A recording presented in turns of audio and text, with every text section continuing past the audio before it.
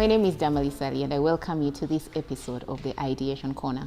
The Ideation Corner is a space where ideas are discussed and dissected. And today I host Sharon Tumusiime. Sharon is a serial entrepreneur and a logistics expert who is passionate about adding value to everyone she interacts with. She holds a Bachelor of Arts in Social Work and Administration from Makerere University. She holds a postgraduate diploma in management from the Uganda Management Institute. And also, she is a graduate of the Synapis Entrepreneur Academy. But most importantly, Sharon is the co-founder of Palette, which she co-founded in 2016. Palette is a carpentry workshop that creates and designs work in furniture. Palette uses organic Ugandan wood to create furniture for offices, homes, and on special projects. Palette's objective is to provide durable, affordable, high-quality, trendy, fashionable, environmentally friendly furniture to all its clients. I am very happy to host Sharon on my Ideation Corner today. Sharon, you're very welcome, and thank you for speaking to me. Thank you. Thank you for having me here today. So having gone through your profile, I realized that you're a logistics expert. You know, you have a BA in social work. How did you move from that to now opening a carpentry workshop?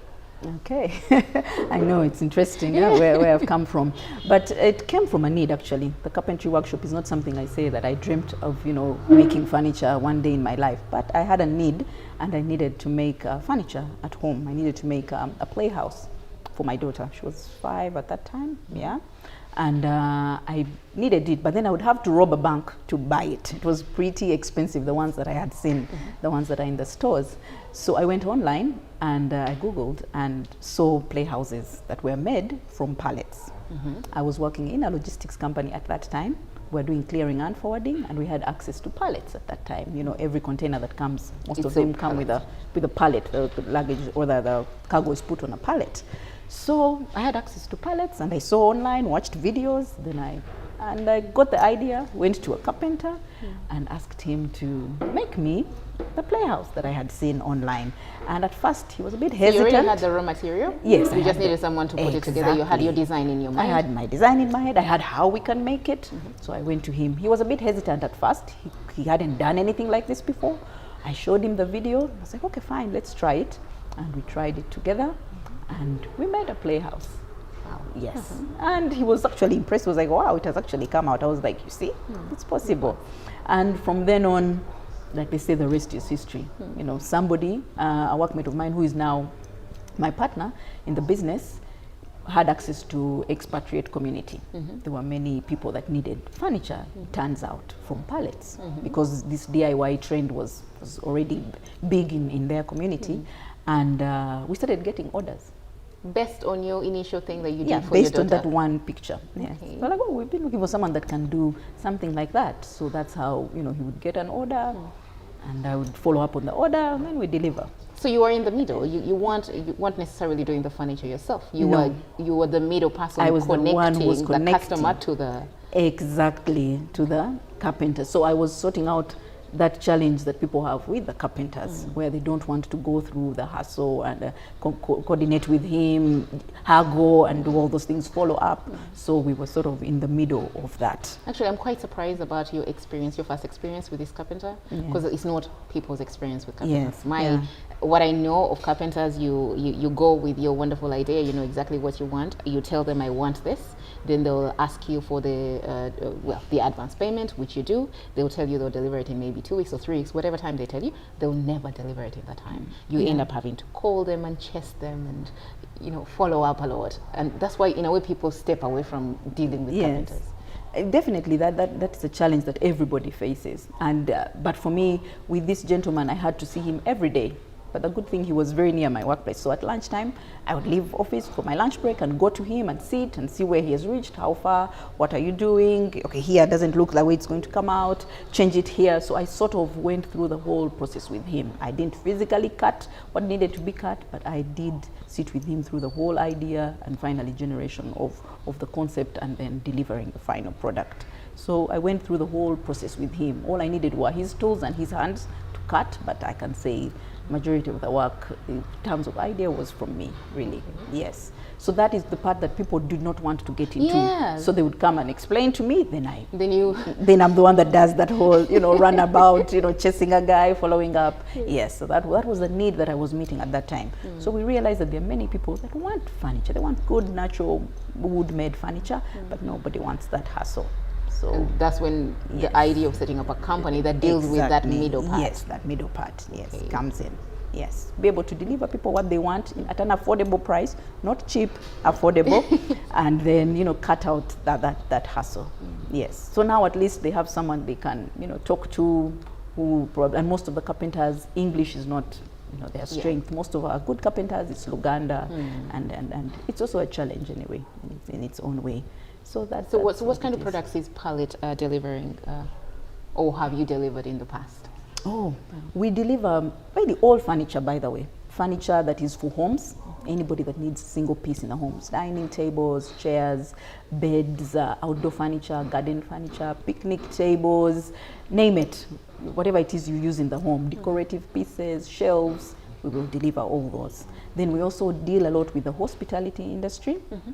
Airbnbs, hotels, lodges, we make furniture for those. Apartments, people that want to furnish apartments. Instead of importing the furniture, we can furnish a whole apartment.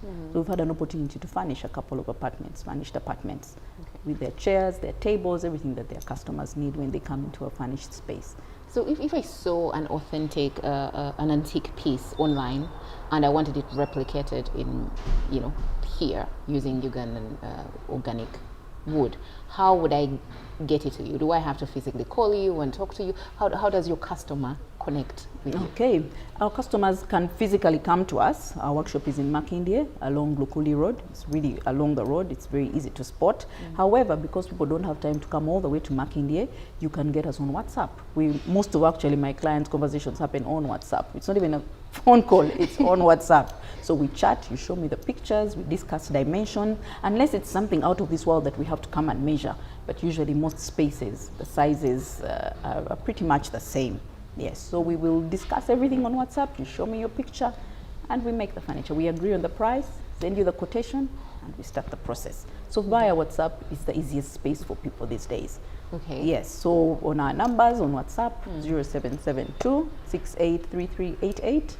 We have a chat, you show me what you want. Most of my clients, we have concluded everything on WhatsApp. That's interesting. WhatsApp has been the channel now of business. Yes. So and during these COVID times, because I keep thinking about how COVID has affected businesses in the lockdowns and who knows how long it will even affect. How has that had an impact on your business? Of course, like every other business, our business has also been affected by COVID. However, we had the opportunity to rethink and re-strategize and say, how is it that we can meet our customers' need even during this time? Is there something we can do for our customers that can still give us money, but as well as help them? And we realized everybody is working from home. I was suddenly working from home. Everybody was suddenly working from home. And our kids were studying at home now. Yes, so what is the one thing that everybody needed at that time? Desks and chairs. Yeah, work table. Yes, actually, because no one ever planned to. I mean, usually you do your homework on the dining table or your office work at the dining table. There are few people that have, a proper work table. Workstations. Yes, there are very few. So that was a need. So we started to advertise work tables or school desks on social media, and we got many orders. Oh, so yes. this worked for you? Yes, so it worked for us. So we had a new product out there, something we had never really thought about, and suddenly now there were tables, because remember all the stores were locked. Where people usually get furniture was closed. The furniture stores were closed. However, we were lucky. The president allowed workshops to stay open. Yeah, that was yes, he allowed workshops to stay open if you could move everybody and keep everybody on site. We had that opportunity. So did you do that? Yes, we moved our workers and hired a place for them very near, 5-minute walk to the workshop. And so we were lucky we could continue doing it. There was a challenge, of course, with timber, because the timber outlets were closed. However, we made do with what was available. What you could get is what you could work with. Yeah, so we had products. I'm glad that you created a new niche, because I feel like even now in COVID, people now realize actually we can work from home. Even we don't know when it will end, but we can continue to work from home. So probably people are going to continue asking for workstations. Yes, workstations. Where kids can play at. Kids can play, because most of the dining tables are bad for the kids' backs. The dining table is a bit higher, the table, so it really affects. We had many parents saying, my daughter has a back problem, but it's because of the sitting space, the workspace that we were using. Even adults are struggling with working on some of these dinings and whatnot. Yes, I did struggle with that, because I'm working on my dining table, and over time, eventually using the dining table chair. And over time, I realized it's actually affecting me. It affects you. Eventually, I had to change the chair. So you see, you're now a customer. You need to order. You need to order one. Yes, so that was what we did during the lockdown. Mainly, we were working on delivering workstations and school. So someone can also send you like the kind of workstation they want? Yes. There was that option. So we designed a quick, easy desk, which can be delivered in the shortest time. Because remember, we are making everything from scratch. So we had to get a very simple design that's nothing too complicated, that we can make within the shortest time, within 3 days, 3-4 days, and you have a desk. Yes, then those who had something fancier, we would of course give them the usual timelines. If it was a bit, more fancy and had a bit more things, yes. So those who wanted customized, we did. Those who wanted whatever you have, we can do, then we delivered those. It depended on the customer. Yes, it depended on the customer. And you said you advertise on social media. So what, are you on Facebook? We're on Facebook and Instagram, Palette Uganda.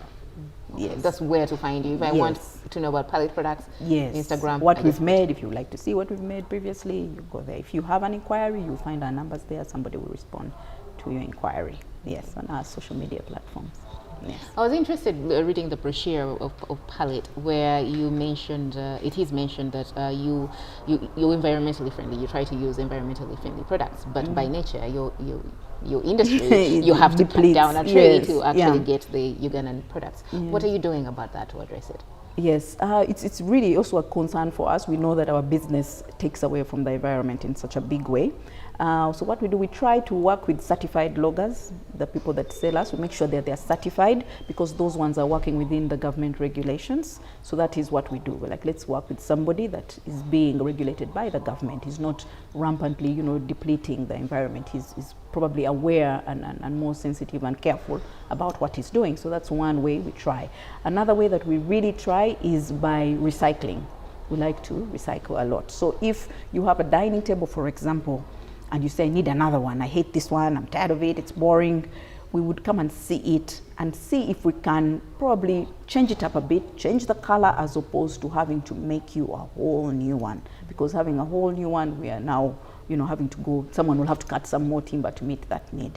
So we try and work with what you have. If you say, I hate my bed, we try and see what we can do with the furniture that you have, recycle it, upscale it, upstyle it, and, try and add a bit of things so that you have something new, but we've not had to make a whole new thing. Yes, so that's another way. So we recycle. That's why a lot of our work is pallets. Because pallets are, you're recycling. They're not just being dumped. They're not being dumped or used to make, as firewood, but we are actually using it to make furniture that people can use. And it's even more affordable when you use a pallet. It's actually more affordable. Because they're cheaper. They're cheaper. It's a sunk cost for the logistics industry. That person has already bought them. Okay, you would pay for them, yes, but it's definitely cheaper than what you'd pay if I was to buy, a panel of wood to make you something. So it's cheaper. It's also stylish. It's also trendy. They look really good. They do. Yes. Because I was saying, especially the hospitality industry, I feel like they're using them a lot as tables and chairs. Yes, and there's not too much work that goes into it. So you'd probably have it a lot faster than someone that has, raw wood, and we have to start the process from scratch. Because this one has probably already gone through the factory. It's smooth. It's easier to work with already at this point. So you probably have it a lot faster, and it's cheaper, and it looks good. It does, actually. It looks really good. So, I try not to ask this question quite a lot, but being a female in this industry, which is very complicated, actually, I feel like a lot of females, because we're always usually responsible, we're the ones who the designing of houses and offices, but that engagement with the carpentry industry is so stressful. So we tend to go, I personally would just tend to go to a supermarket, buy the stuff, it's there, it's delivered, it's done. Yeah. It's easier for me than to go through the stress of engaging a carpenter. Yeah. Even if I want to actually buy Ugandan furniture, the stress of going through that process. Yeah. So how are you in this space, in this industry that is very unregulated, a bit disorganized, very difficult to engage with? How do you find that? Yeah, that's a very interesting question. I wish someone had asked me before I started the business. I had never really thought about it like that until the more I interacted. But it's never been something that's on my radar. I'm never really aware about that fact that there are many men in here, because I'm just doing a service. So it's been relatively easy to navigate it. Honestly, I can't say it's been tough, because these guys that we work with just want money. For that sector doesn't care. It doesn't care whether you're a man or a woman. Are you paying me? Okay. Yes. So that's why it hasn't been as hard as maybe in the corporate, where you're all probably fighting and in some other industries, because they just want money. They just want to put food on the table. They just want to pay their workers. So whether it's a man or a woman, if you don't understand what they're doing, they will rip you off, whether you're a man or a woman. So they rip off everybody. They will, you shouldn't feel like they rip off the women. No. If you don't know your product, whether you're a man or a woman, they'll probably do the same thing to you. If you know what you're talking about and you're a woman, they will respect you and they will attend to you the way you would like to. Yes. So that's the beauty of it. So that's how I've managed to navigate. There's been a lot of learning, of course. I came into a space that I had no clue about. So I've been burnt, I've made mistakes, I've been sold, fake stuff as well. But now I'm learning, so I know now. I know better, yes. And once they realize that you know what you're talking about, then they start to respect you. They see you as, that this person knows we shall not do what we usually do to them. Okay. Yes, yeah. I guess because I did not go in aware that this is a manual, be ready for them. It wasn't on the top of your No, it head. wasn't at the top of my head. It was just, you need to deliver products, you have a customer, you now have a business, get what you need to get. Yes, and then I was ready to learn as well. And they like it. Some of these people, when you go to the carpenters and say, okay, I don't understand how you do this, they appreciate that. Yes, they're very respectful people. When you were speaking to me earlier, you mentioned that a lot of the people in this space, in the carpentry business, they're informal people. They they just do their craft. They don't have the business side of things. Yeah. And in a way, that's what you're trying to bring into the space, where you connect the artist to the client without the client having to be in the middle. Yes. So what would you advise is someone, a young kid who wants to get into this space, and what would you advise them to do? Maybe they're going for a vocational study in carpentry. What would you advise them? Okay, that's a good one. I would advise them to understand the business. I didn't have the opportunity. I was just thrown in and started swimming. But understand the business. Try and understand as much as you can. And don't only learn your technical side. Try and learn the business side. Most technical people struggle in a business because they know their technical thing properly, but they've not had the business management area.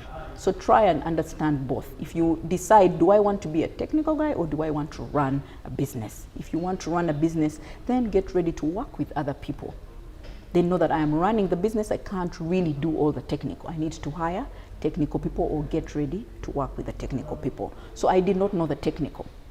I know how to manage a business. I have worked in a private organization that was really a business anyway. So I used that. That is what I am good at, and that's what I'm bringing to the table in the business. So I'm hiring carpenters. They do what they're good at. I do what I'm good at, so that they don't. So know what you're good at. Know what part you want to get into in this industry. What do you want to come in as? Okay. Are And you then the business owner, or you want to Be make the furniture? Yes. Okay. In which case, then find a space where you can sell your stuff. Because they For could actually example. become Yes. suppliers. You to can just people become like a supplier you guys like who me. already Yes, choose to partner with me and say, you know what, I don't want to see customers. Me, I'll make for you and bring for you. And that works very well. Okay. Yes. Well, so I feel like there's quite a bit of then reorganization that has to happen in the industry. I know it employs a lot of people. Very many, I grew up yeah. at Makerere Kavule, and from Kubiri, almost 1 kilometer is just furniture. A lot of people are employed in there. They are feeding their families there. Yes. But also, a lot of people who may buy furniture stay away from them because of the complications with that. Yeah. So what organization do you feel has to happen within that industry? Because it's a huge industry, actually. One, I think the people that sell furniture are a good space to start using those people as their suppliers, as opposed to importing all the furniture that they make. That's a huge opportunity. To just get them to be your suppliers. So you're talking about maybe the furniture supermarkets sellers, and any furniture seller like yourself. Give them also. an opportunity, yes. start to buy from them whatever it is that your customers buy. Start to use that. You're probably going to spend a lot less and make the same margins. Yes, that's a good space for you to tap in, and that way they're learning to be professional. They're learning to interact with an organization that does something like this. So I think that's a good space. That's a good way to start the reorganization process. Then the government has a lot to do as well. They've started, yes, there's the importation. They are saying everyone must use Buy Uganda, Build Uganda. Yes. Those are good steps in the right direction. But there's a lot more that goes into there. For example, our capacity. Carpentry is a very capital intensive business.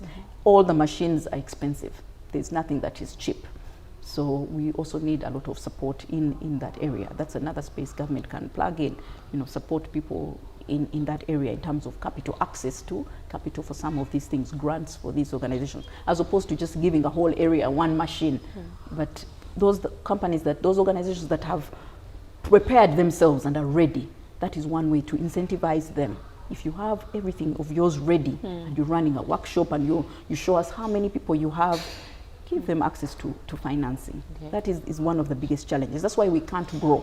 Most of these companies, these workshops stay informal. That's why you find that they rip off customers because of the challenge of capital. It's a very capital intensive business. Yeah, because you see, there's some workshops I've seen, you drive by, because they're sometimes on the road, and year after year, 10 years down the line, it's the same exact. It hasn't moved to the next level. And the fact that it supports so many people, so many families live off, it's a good space for the government to tap into. There's a lot more that they can do. Even the vocational institutes, I don't know how much more they are supporting them, but they look like they're not supporting them as much as they need. If government would come out and support vocational and not make it look like it's for those that have failed to make it to the university.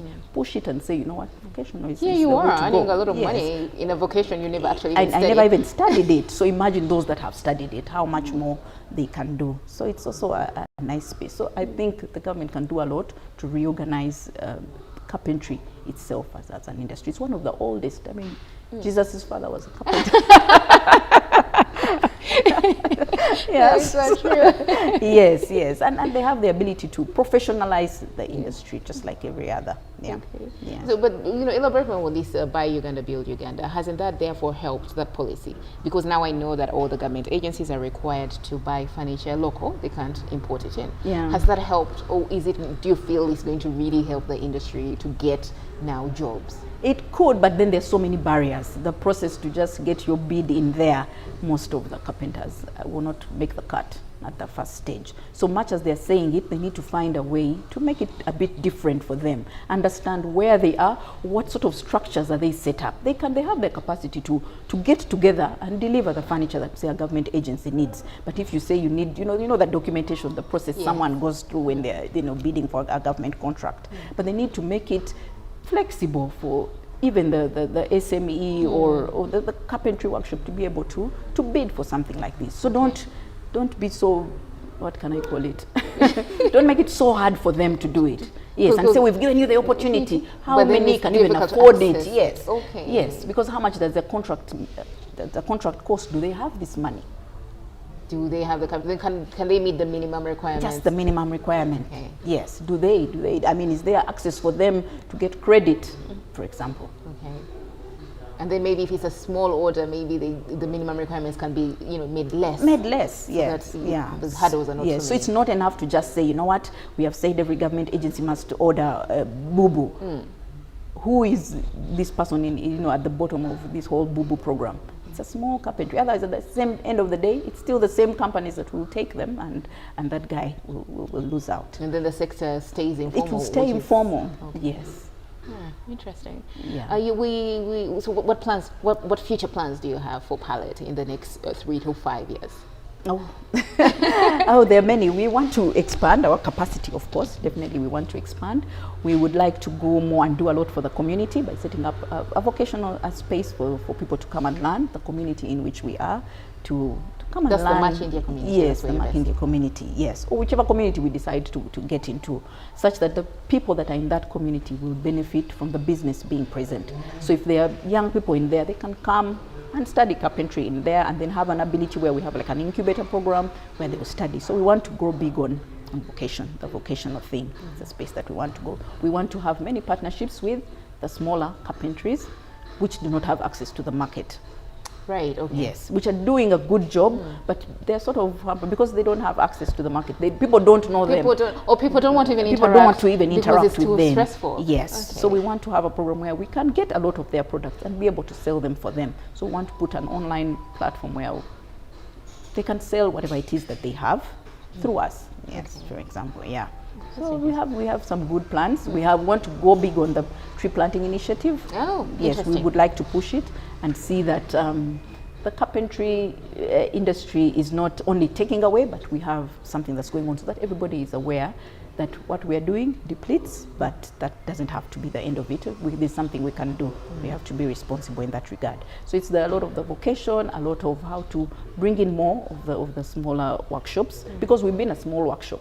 So we know the challenges. You know the issues. We know the issues. So how do we support them? We don't want to be that business that is also socially aware and relevant as well. Yes. Yeah. I like the idea of the tree planting, actually, Yeah. because of course, I like the environment quite a lot, but then I also like really good furniture. So I'm always in that space struggling. I want an organic piece, but it will mean that a tree is cut down for me to have that piece. Yeah. And then I wonder, should I really have that, that piece that, with organic furniture? So I like the idea that you're trying to do the tree planting to replace the thing. Is that something that you ideally would be encouraging your industry to actually do? Yes, I really hope I can. I don't have all the details, but I know that it's a good thing. It would do really good for us, because many of the species are suddenly getting depleted because there's some tree species that are... Yes, because this has not been actively done. Of course, the Forestry Authority is trying, but the biggest players are not involved. It's more in the corporate space. That's where this conversation is happening. But how about if we involve the actual guys that are, and we tell them, your livelihood is being threatened, because if you don't have any more... If there are no more trees, there will be no more carpentry. Exactly, yes. So it has to come from that point. Who is the end user? That is the person who has the ability to affect.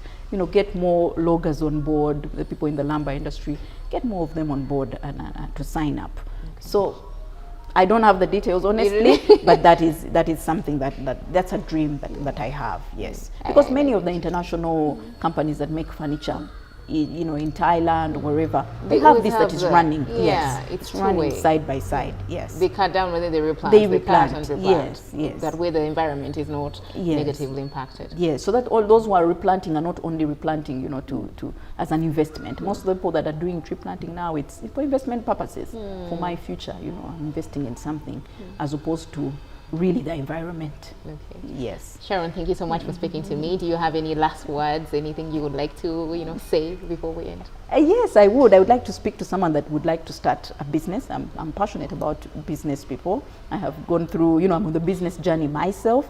I have had many challenges, so I'd like to just speak to somebody out there that would like to start a business. It might not be carpentry, but would like to start a business, that has an idea and would like to implement that idea. I would like to encourage them to go ahead and start that idea, to think through what they need to think through, but don't be scared to start.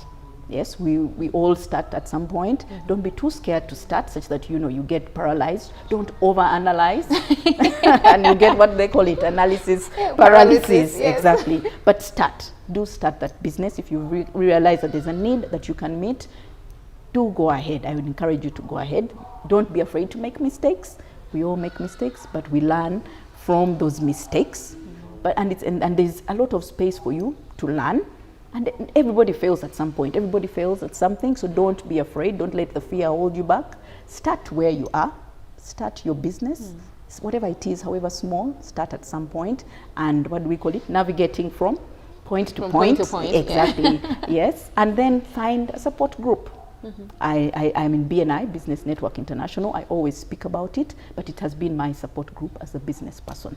What is BNI? BNI is Business Network International. It's a referral networking organization. We intentionally refer each other for business. So you find people that have been in business for 20 years, So if you're a new person in business, there's somebody to encourage you, to give you advice for free. Who can even tell you what to avoid? Yes, what to avoid. They can tell you, okay, this has happened, but it happened to me as well. It's okay. Someone to go along. So that support network is very important. But please go ahead and start that business idea. That's what I would like to leave with somebody out there. I don't know who it is, but just to encourage them. Yes. And thank you very much for the opportunity. Okay, great. Yes. Ladies and gentlemen, there you've had it from Sharon.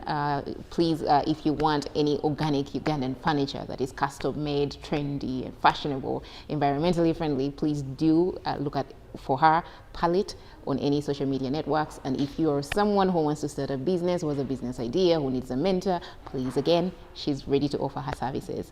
Thank you so much for watching this episode of the Ideation Corner.